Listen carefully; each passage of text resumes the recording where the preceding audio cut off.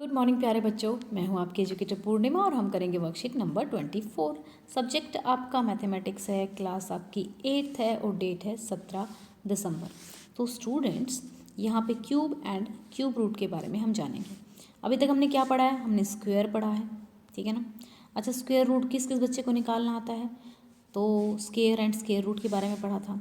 एक बात बताओ बच्चा, 2D फिगर्स कौन सी होती हैं और 3D फिगर्स कौन सी होती है, ये सभी को पता है?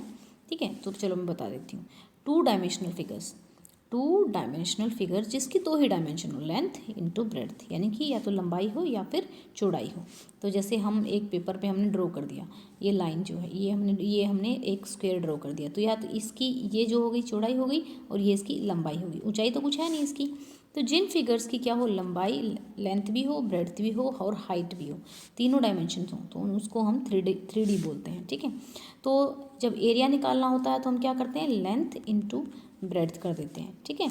और जो अगर हमें वॉल्यूम निकालना होता है तो हम तीनों को मल्टीप्लाई कर देते हैं, length into breadth into height. तो 2D का तो वॉल्यूम हो नहीं सकता, 2D जो फिगर्स होती हैं उनका तो वॉल्यूम हो नहीं सकता, तो वॉल्यूम किसका होगा? 3D का होगा। तो चलिए बच्चों, अब एक और चीज़ बताएंगे। तो जो 3D फिगर्स होती हैं, मान लो हमारा क्यूब है, क्यूब हमारा क्या है? एक 3D फिगर है। इसका वॉल्यूम निकालने के लिए हमें क्या करना पड़ता है? इसको 3 बार, यानी कि क्योंकि क्यूब की जो लंबाई होती है, लंबाई बराबर होती है, लंबाई चौड़ाई तीनों ही क्या होती हैं? बराबर होती हैं। तो जब आप इसकी वॉल्यूम निकालेंगे, L into B into H करेंगे तो तीनों बराबर हो जाएंगी। तो मान लो 2 एक साइड की वैल्यू है, तो 2 इंटू 2 इंटू 2 तीनों ही बराबर हो जाएंगी। तो जब भी हम किसी एक नंबर को 3 बार मल्टीप्लाई कर देते हैं, ठीक है, तो वो क्या हो जाता है? वो क्यूब बन जाता है, ठीक है। तो 2 की क्यूब ऐसे लिखेंगे। अब अगर मैं लिखती हूँ 8 गुणा 8 गुणा 8, तो कितना हो गया? 8 की क्यूब हो गया। ओके बच्चा। सो अब हम क्या करेंगे, यहाँ पे 1 यूनिट है हमारा, ठीक है।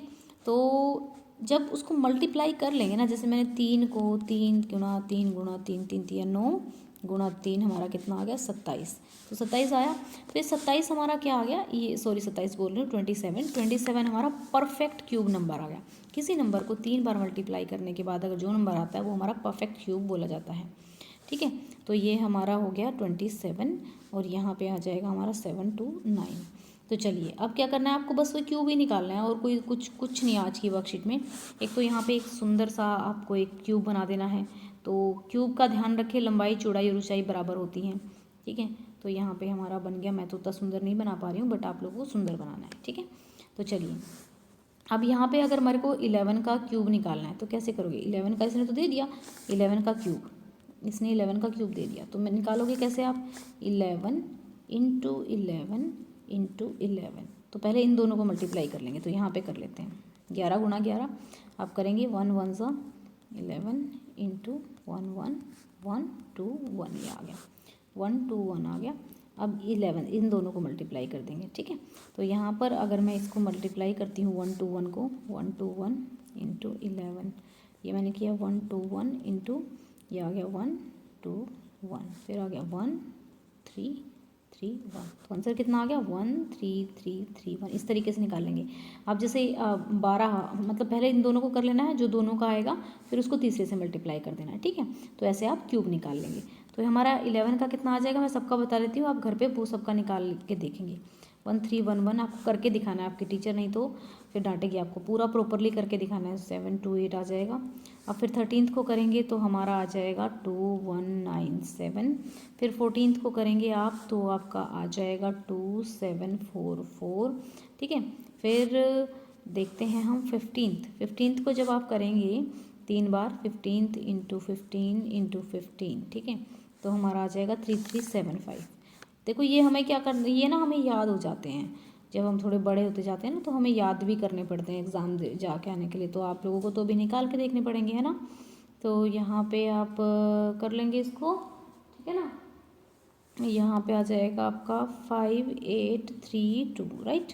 तो इस तरीके से आप इसको 18 का निकाल लेंगे और 17 का 4 9 1 3 हो जाएगा और 16 का 4 0 9 6 हो जाएगा। तो इस तरीके से आप इसको निकाल लेंगे। और आपको बच्चा क्या करना है, यहाँ पे आपको 19 का मुझे निकाल के कमेंट में ज़रूर बताना है कि क्या आएगा 19 का, ठीक है। मल्टीप्लाई करेंगे और मुझे करके बताएंगे, ठीक है। देखो मैं आप लोगों के लिए रोज़ कैलकुलेशन करती हूँ, तो आप मेरे लिए ये कैलकुलेशन करके बताएंगे।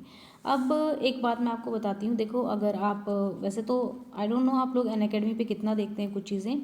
अगर आप अनअकैडमी पे कुछ कोर्स वगैरह देखते हो या फ्री क्लासेस वगैरह देखते हो, तो आपको क्या करना है कि कुछ चीज़ें जो है ना वो अनलॉक करने के लिए बोलता है। तो अगर आप चाहो तो अगर वो आपसे कोड मांगे और आपसे कुछ अनलॉक नहीं हो रहा है, लॉक है, तो आप पूर्णिमा 10 डाल के उसको अनलॉक कर सकते हैं, ठीक है। ये बताना था। एंड आप लोगों ने जूम एजुकेशन 6, 7, 8 को तो सब्सक्राइब कर ही लिया होगा, काफ़ी बच्चों ने सब्सक्राइब कर लिया। तो वहाँ पे अभी हम लाइव क्लासेस स्टार्ट करेंगे। बस मैं वही वेट कर रही हूँ कि एक बार काफ़ी सारे बच्चे सब्सक्राइब कर लें, फिर सबकी क्लासेस जो है इकट्ठी चलेंगी और सबके पास नोटिफिकेशन भी पहुँचेंगे। तो वहाँ पे मतलब मैथ साइंस का मेन रहेगा, बाकी सब्जेक्ट भी करेंगे। Thank you, have a nice day, may God bless you. और आज की वीडियो के लाइक का टारगेट तो हमने रखा ही नहीं, तो आज की वीडियो के लाइक का टारगेट हम रखते हैं 500 लाइक्स तक आप इस वीडियो को पहुंचाएंगे। Thank you.